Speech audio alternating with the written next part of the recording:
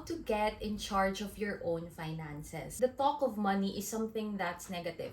Those goals, wala akong naa-attain. Hindi ko sila nare-reach. Kasi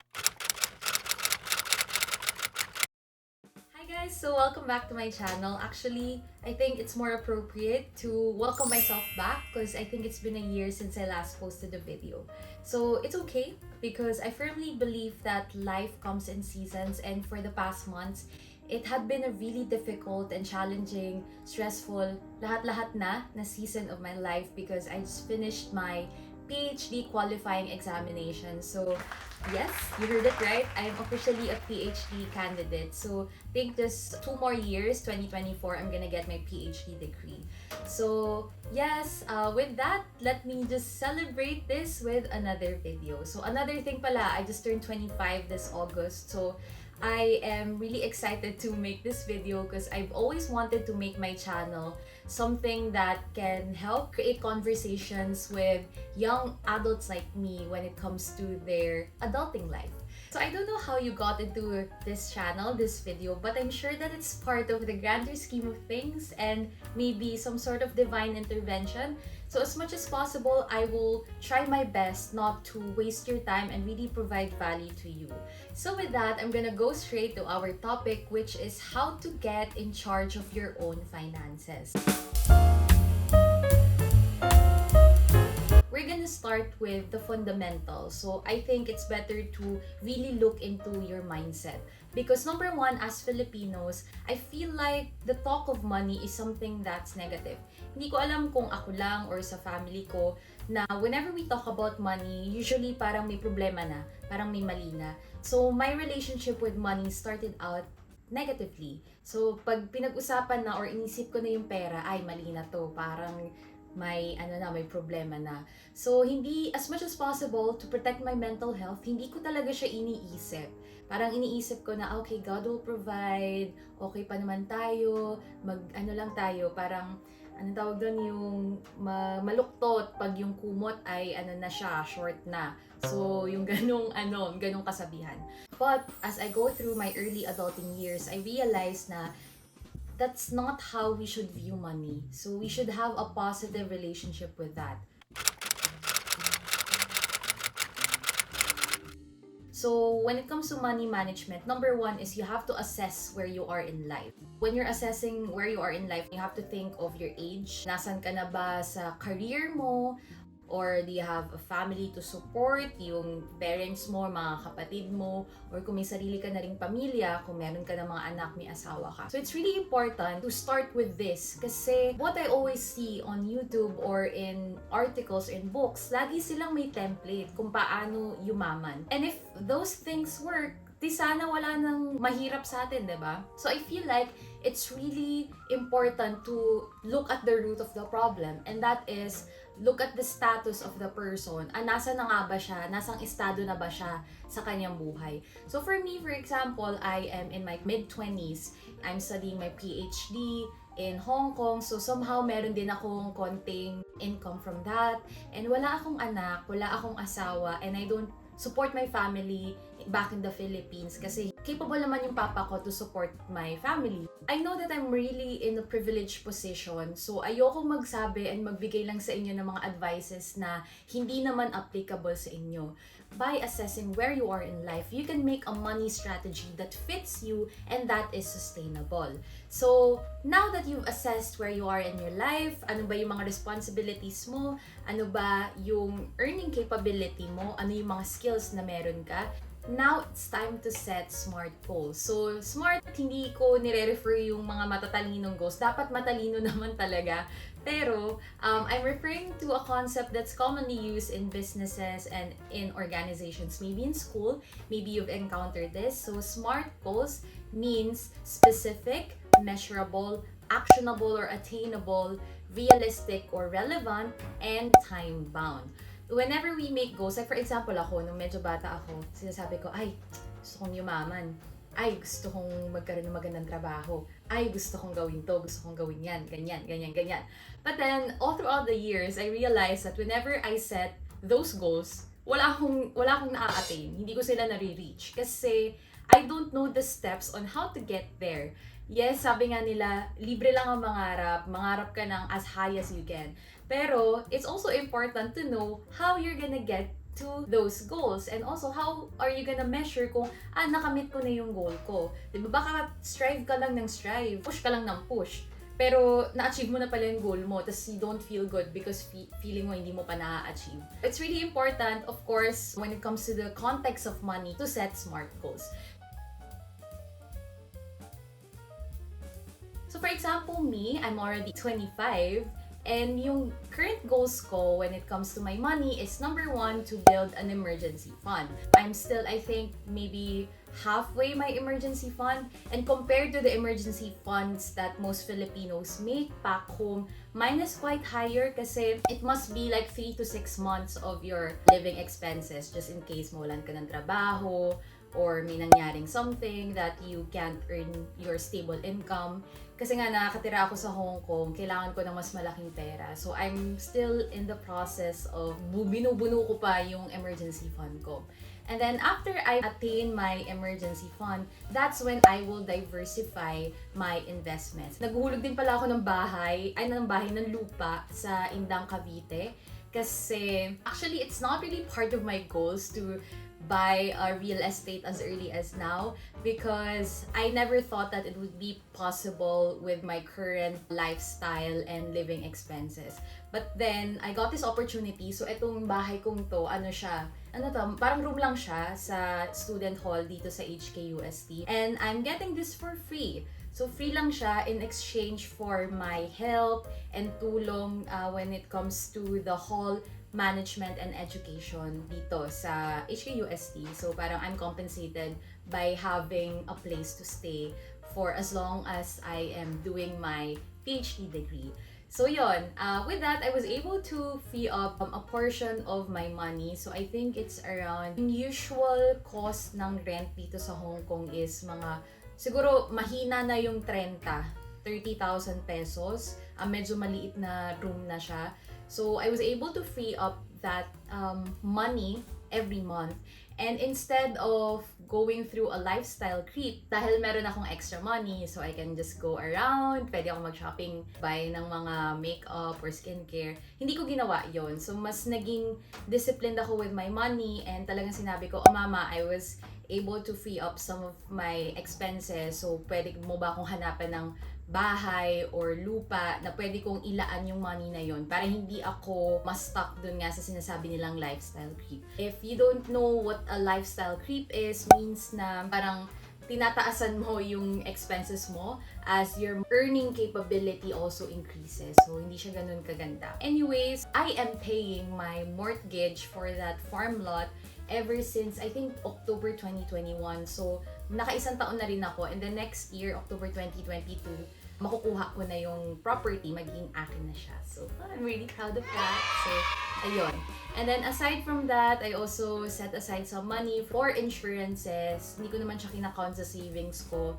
Parang I feel like it's really part of the money management. Explain ko na lang siya next time. But then, yun nga, sinasabi ko, yung goal ko talaga right now is to fill my emergency fund. It's really important, lalo for me na nasa ibang bansa ako, mag-isa ako dito, wala akong inaasahan when it comes to my money. It's really important. So after you've set smart goals, now it's time for you to do the things that will help you get there. So number three tip is to set up realistic and doable system. So for example, for me, yung bank account ko, yung online banking ko here in Hong Kong, tatlong account siya. So, first, yung account ko, dun pumapasok yung sweldo ko.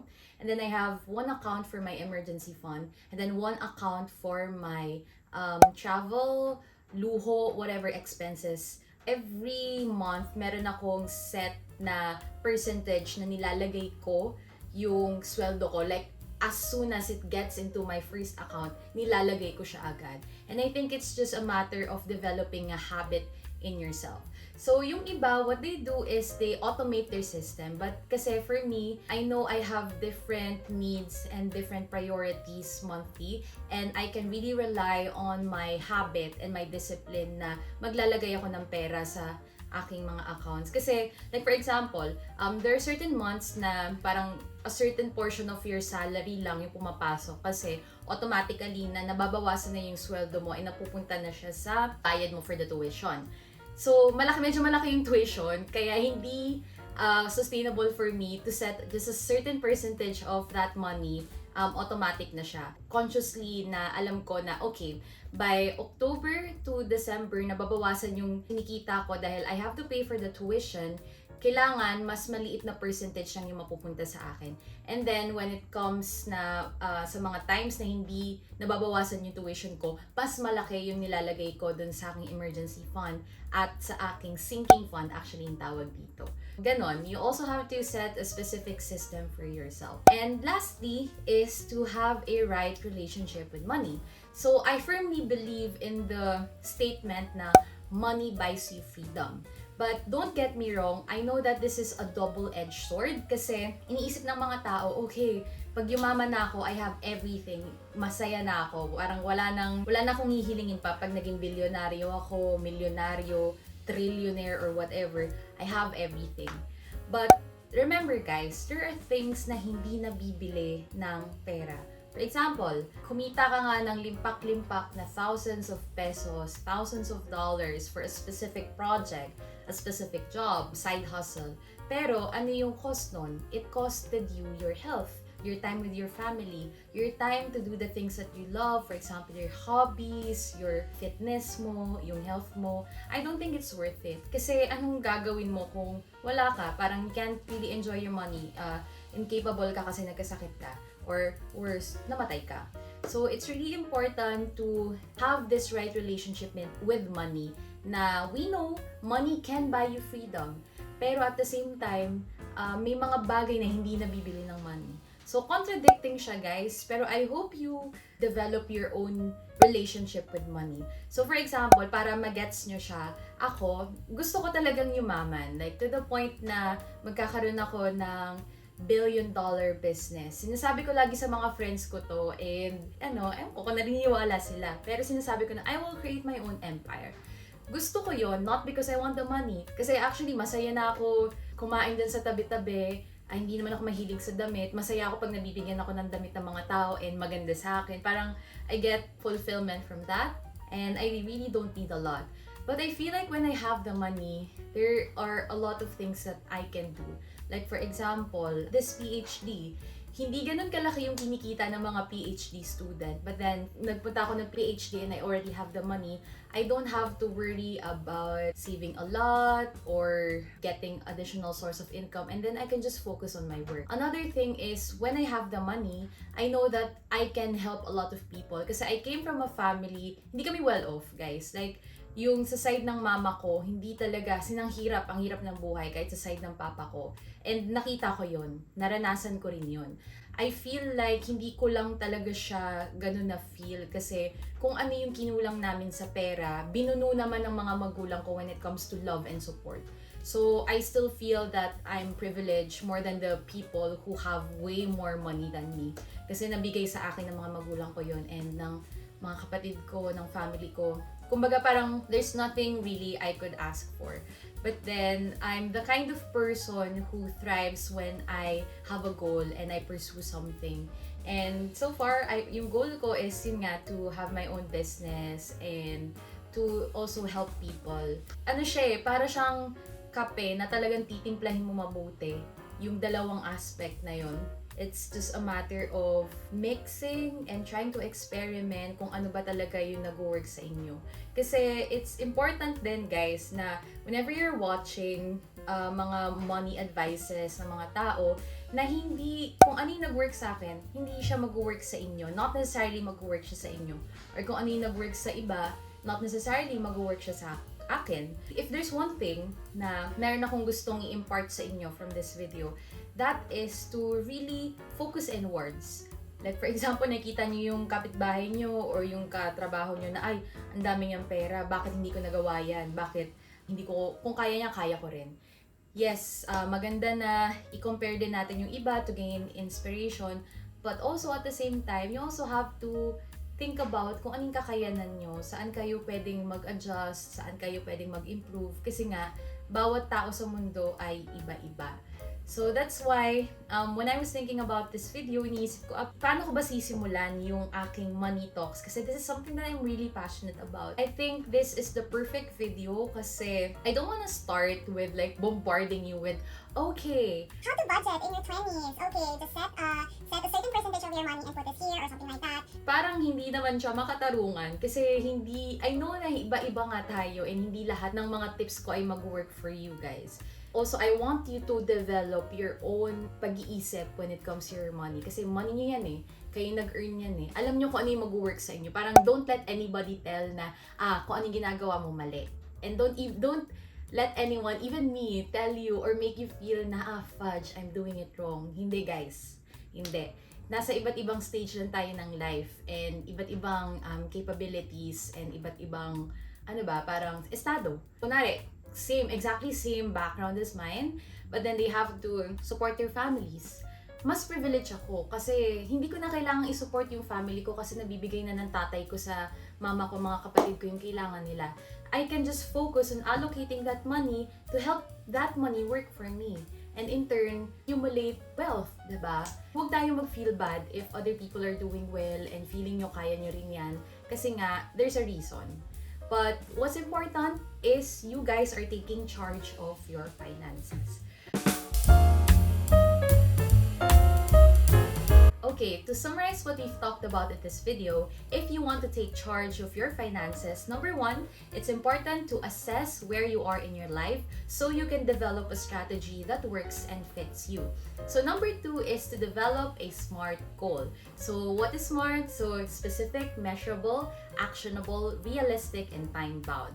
Then after that, you can set a doable and consistent system that works for you. And lastly, to have a positive and good relationship with money.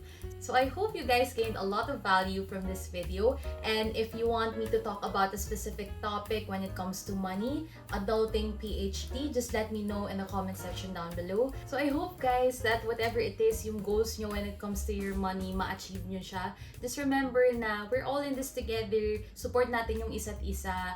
And kung hindi tayo magsa-start to take charge and to really have a positive relationship with our money today, kailan pa? So the fact that you are here in this video, in this channel, you are taking charge of yourself, your money, and everything. So kaya natin to guys. So I really hope you enjoyed this video. I hope to see you next time.